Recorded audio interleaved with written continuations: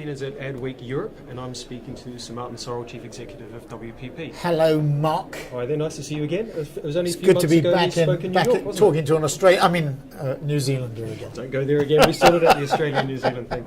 But speaking of Australians, Yes. you were speaking to Robert Thompson, Yes, head of NewsCorp. and Australian as well. Well, I'm intrigued. About a year ago, you mentioned that Google was about to overtake NewsCorp Which in they its have. entirety. Has that happened? Yes. So you haven't increased spend despite the split? You haven't bought into the split makes it more valuable? Oh no, I think the split does make it more valuable, certainly from a stock market sense. I mean, it's gone from 55 billion to about 80 billion in a year or so. So from a stock market point of view, no doubt that it's added value to its share owners.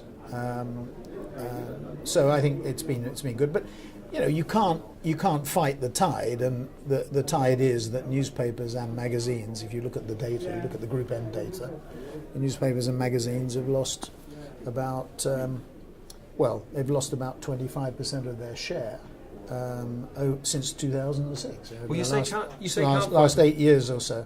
Sorry, you say can't fight the tide, but you did make some positive comments about I know, the digital side of newspaper. No, I'm talking about the legacy side, because so that's like the paper Guardian, all right? The not paper Guardian, the paper Guardian, and the paper Guardian obviously has issues in terms of attracting advertising revenues, because consumers are spending more time online. Particularly with the rise of smartphones and mobile, they're spending more time online than they are offline, and there's a generational shift. I mean, it's the trite thing to say, but you know, we all say about our kids and our grandkids, you know, boring everybody. But you know, when you see those films of 6-month-old babies sort of flicking at newspaper because they don't. Yes, yeah. I mean, it is. Even I do that. You know, I'm more than 6 months old. You mentioned Snowden. You said people aren't taking it seriously enough. We have spoken around. No, I said it's not. My point was, I think it's very important that people are underestimating its significance amongst consumers, and then if you ally it with the hacking things that we've had.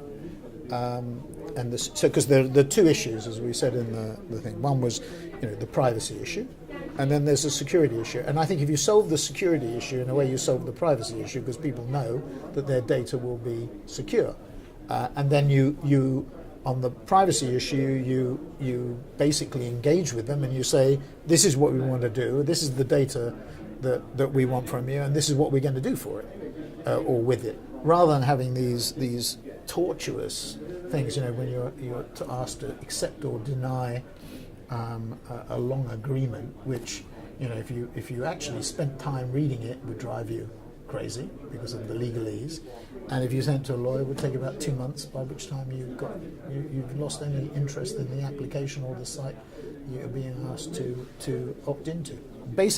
Don't underestimate the impact of Snowden, or indeed some of the hacking issues that we've seen in America. Although Thompson seemed to say it was a bit sensationalised, didn't he? Wasn't that one of his last? No, I don't think he was sensationalised. I think what we were saying was, I mean, the revelation that Huawei had been hacked by NSA sort of brings a little bit more balance into it.